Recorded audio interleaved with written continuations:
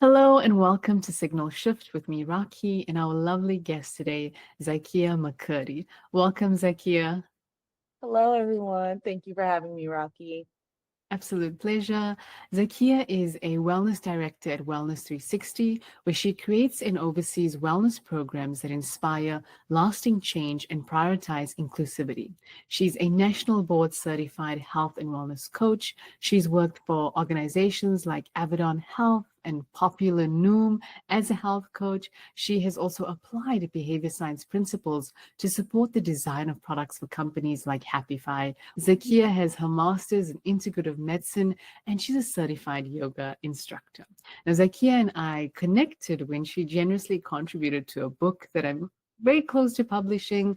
And the book explores many facets of our relationship with food and the impacts that psychology, neuroscience, and behavior science have on this domain. So, Zakia and I have had the chance to explore aspects of behavior change when it comes to health, but today we are going to focus on the tech and the tools in the behavioral health space. Basically, how technology coupled with behavioral science will impact, shape, and shift our behaviors when it comes to food, fitness, and health. So great to have you, Zakia, and I'm very excited to get into this topic today. Thank you again for having me. I too am super excited to get into this topic. I feel like from uh, a younger age, I realized that technology could be used in a multitude of ways that, we weren't touching on then. And I'm so excited to see the developments that have happened in the past 2, 3, 5 years, from the point where I got started back in like 2018. So yeah, I'm like super excited to share all of that. I'm the wellness director for Wellness 360. And Wellness 360 is pretty much this corporate wellness platform where we have a number of clients who are different organizations, companies, things of that sort. And we provide almost like wellness programming directly to their employees. Now, I am seeing that there is a rise in companies just like ours. There's a rise in like that corporate wellness space. So, we've always kind of heard of like, on-site yoga classes or like on-site meditation. I used to work for a hospital system in corporate wellness. We used to have like puppies come on site and things like that. I know it was absolutely adorable. But what has happened since then, since we've switched to this complete remote environment, there's like a new set of challenges that we're seeing now. So you can't bring puppies to everybody's house if you have like employees that work across the country. So that's what's raising the importance for apps like this. And what I am seeing is that, it's that instant program delivery accessibleness. So everybody can have it, from people who live in a city like myself in Baltimore to people who live in more rural areas who might not be able to get to those resources. And there's also this introduction of like gamification into it too. And what I think is so cool is that people don't even realize that they're taking part in like gamification, but it's starting to pop up in like our everyday lives. And it's so cool being able to kind of design those interactions for people and try to make it as inconspicuous as possible. So I have my users who are like, oh my gosh, I'm going to get all these points and I'm going to be the top of this challenge. But it's like, you're pushing to just win this challenge, but you don't realize that you're also building this habit in the long run too. And so I think that's such a like cool kind of like tool that's been being used in behavior science tech, gamification, nudges, things of that sort. But there's like such a expansive world beyond that too. Yeah. And I guess that's and I think for everyone listening, right? Because we are also intrigued by this world, but we don't understand how it works. Like, oh, like we Mhm. get that, it's been used, but how does it work? And like walk us through something really cool that you've seen or, and how it works and maybe the journey even somebody can have with that tool and the gamification in it. Yeah, of course. So with Wellness 360, one of our things, what I like to say is one of our biggest selling points is our incentive and rewards campaign. Because a lot of the time when we think about behavior change, people will say like a carrot and the stick. The carrot is that reward you want. The stick is the reminder like, hey, if If you don't do this, like chronic conditions can happen. So what we see in day-to-day life typically is the stick approach, where it's like, hey, smoking causes lung cancer, or living a sedentary lifestyle can lead to heart disease, things of that sort. And that can work for some people. Some people, that fear tactic works. But with gamification, we're using that carrot. So it's taking every action that you take and giving you a reward for it. So on Wellness 360, we have habit trackers. So let's say I am tracking my habit of drinking water. Have you had 2 glasses of water today? I can say yes, I get 5 points for that. I can set a goal for if I reach 10K steps every day, I maybe get 10 points for that, 5 points for that. And those small things, that's what gamification is. It's kind of giving you that reward, those points, that kudos for reaching that point. So think of it almost like a video game. As you're going through a video game, you're getting through the different levels, you're earning these different points. That's exactly what it is, except it's with things you're doing on a day-to-day basis. Now, what makes it really appealing for people, and what really ends up being the selling point for these corporate wellness programs, are the companies saying, okay, hey, if you reach 500 points, I have one client who offers like a day off. You mean all I got to do is watch this video, take a walk, do these things? No problem at all. So that right there is like the era of gamification.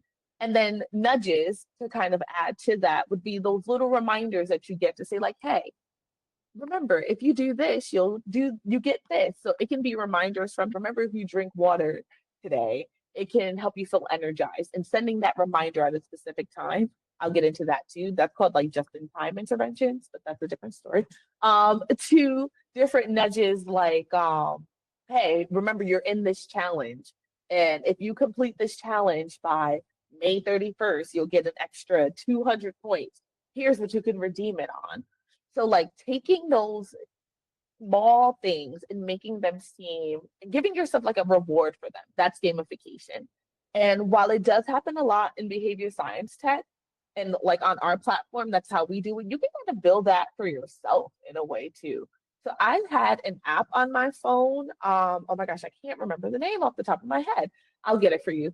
But there was an app that I had where if I spent 30 minutes working out, it was connected to my Apple Health Kit, and it would put money in a savings account for me.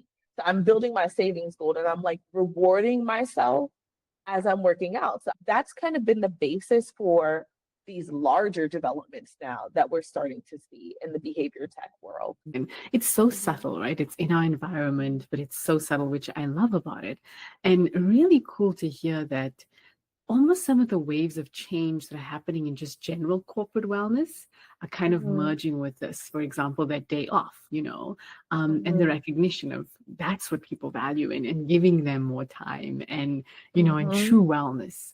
And so it's really cool to see all these things kind of coming together at this point in time.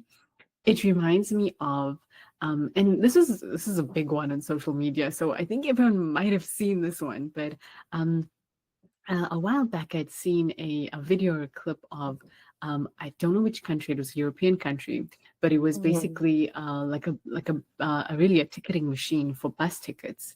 But if you did a certain amount of squats on like the mat in front of it, that was obviously synced, if you did like, I don't know, 20 squats, 50 squats, I can't remember, it's probably 50 squats. If you did 50 squats, you would get your bus ticket for free, something like that. It was literally a form of payment, right? And to see that at like a city level or a town level even happening, like this move of personal into now corporate wellness. And then I think it'll be so interesting to see how towns and cities tie things like gamification into wellness for all of us as well. So I love what you're saying about, it becoming broader and wider even. Yeah, like I have realized that before this was something that was very kind of niched. It was either for a specific app or in corporate wellness, but as you said, we're starting to see it in a lot of different spaces. So there's even an app that you can download on your phone where you have to do like a certain number of push-ups before you can open a social media app, or you can choose what apps you want to log. So, we're kind of getting that kind of push towards health in a lot of different ways. But now we're also starting to see some health organizations. Like, so we're talking about like the Kaisers, big brands. I say Kaiser because I have a personal experience with that. Starting to incorporate a lot of this information to also push those kind of, I don't want to say gamifying, but more so nudges and more like just in time type of interventions. And it's getting a lot more tailored because we're able to use like our fitness devices and tracking and apps and things of this sort. So, for example, so I do have like Kaiser Permanente, and I had strep throat last week. It was the absolute worst. But because of technology, I was able to call a doctor, tell them what was going on, get labs ordered, delivered, and medicine in a 2 hour time frame. So we're also seeing tech being able to shorten a lot of the time we're spending in medical institutions and waiting around in health systems. And then we're also seeing it be a lot more like personalized medicine. So because I also had all my information in there from when was the last time I saw the physician, what other prescriptions I might have had. It's also saving so much time and mental energy for me too. So the doctor knew exactly how to treat me specifically. And I think that's probably my favorite part of where behavior science tech is going, is being able to now take, like, we know they're, I hate to say they, but they are tracking so many different things that we're doing, but it's now being able to be used in ways that can like shift our lives for the better moving forward. It's just so interesting to see these different things popping up, from the bus stop to, there's even like AR grocery shopping where you can have like um alternate reality glasses, and as you're walking through places, so think of like Google Lens and stuff like that, you can start to see like, oh hey, these would be good choices, these would be bad choices.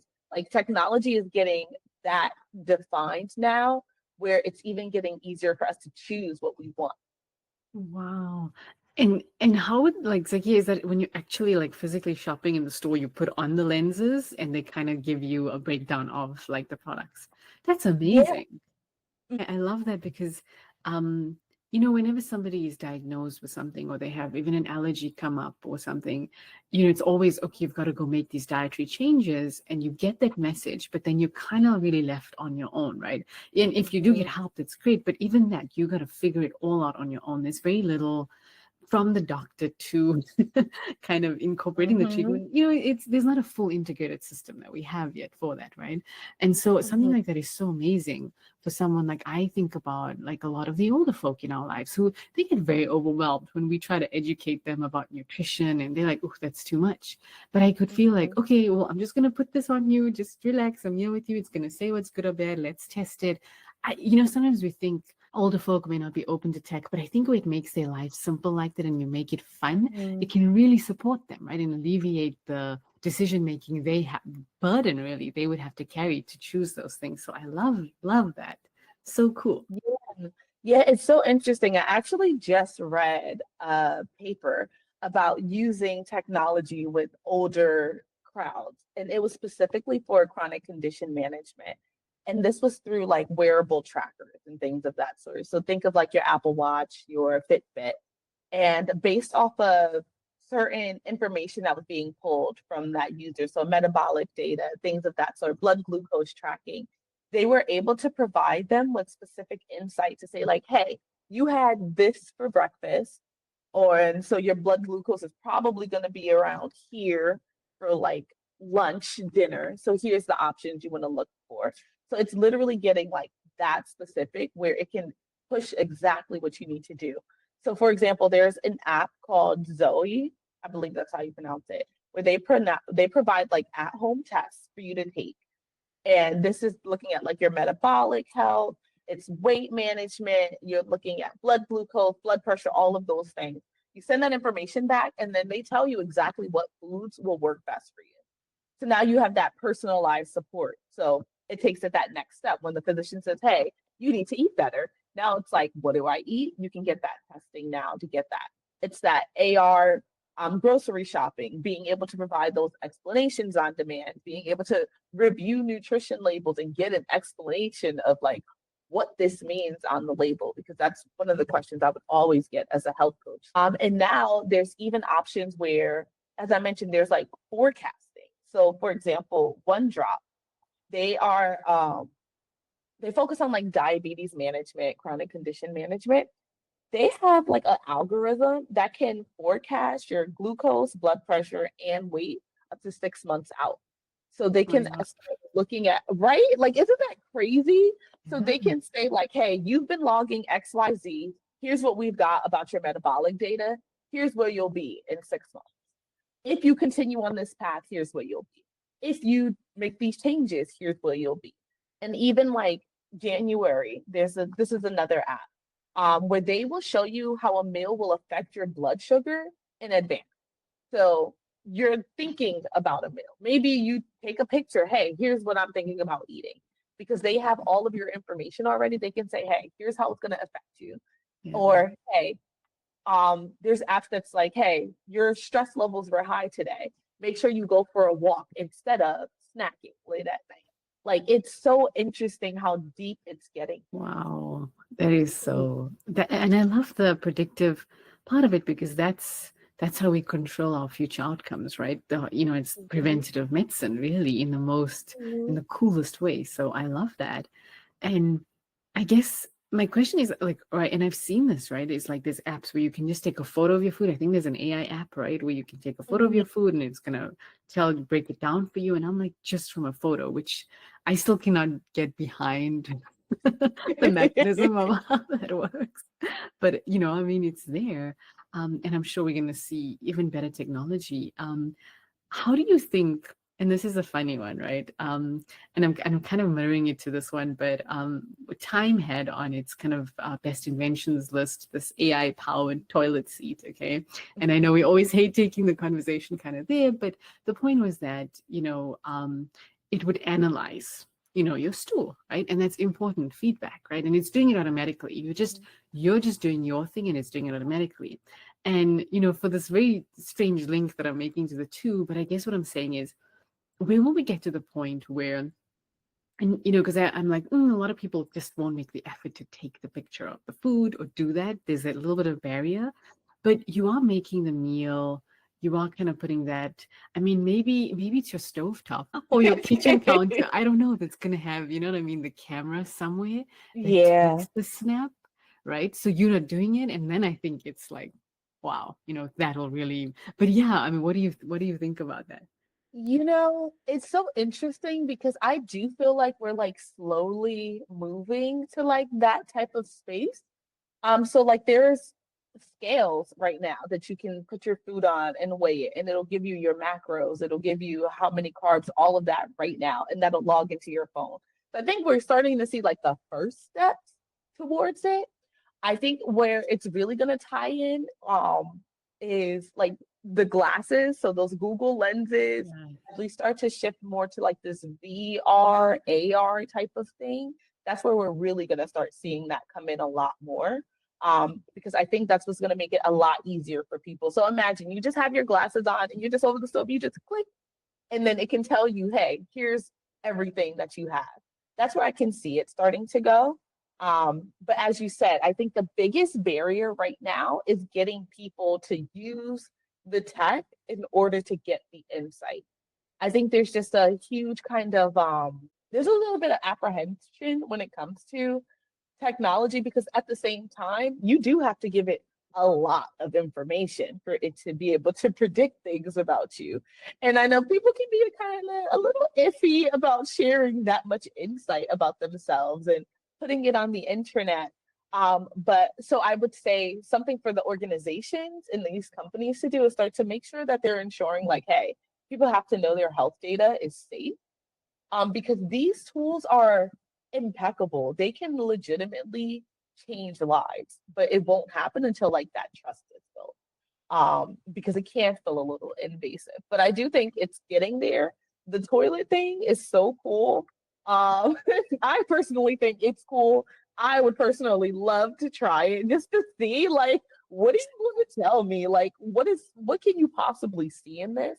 Um, but I am also a person who I will keep my Apple Watch on all day. I'm actually looking into getting like a Aura ring so that it's easier for me to like wear just because it's so cool to just see that data and learn more about myself. A while back, we did an episode on data privacy, and I spoke about our cars and how much data we actually sign away just by driving the vehicle and doing that.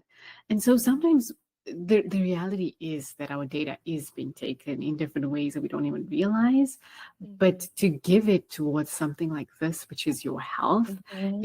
is the place where it does make sense, you know? Mm-hmm. So I would definitely also veer towards, definitely think about it, because the benefits of how the stuff can change your health is pretty, I mean, I've seen it and I've used some of it myself, to change my own habits and behaviors. So it's pretty amazing. It really is. And it's being powered by people who are like also super passionate about this. And I think that's something I would love for, the lay person and everybody to kind of know is that the people who are developing these tools are people who have studied this, people who are building in-depth algorithms. And I know sometimes, algorithms can be a hit or miss, but the only way to make them better is to give them more information, which is why it's important for us to start being open to opportunities like this, especially from diverse backgrounds, because then we can make it tailored to specific ethnicities and specific areas that you may live in. Like medicine can truly be personalized when we allow those things to be shared. And there's a possibility for like one thing that I am super interested in when it comes to this whole personalized medicine thing is the concept of digital twins. This conversation continues next week. Thanks for listening. See you next week for part 2 of the conversation with Zikea McCurdie.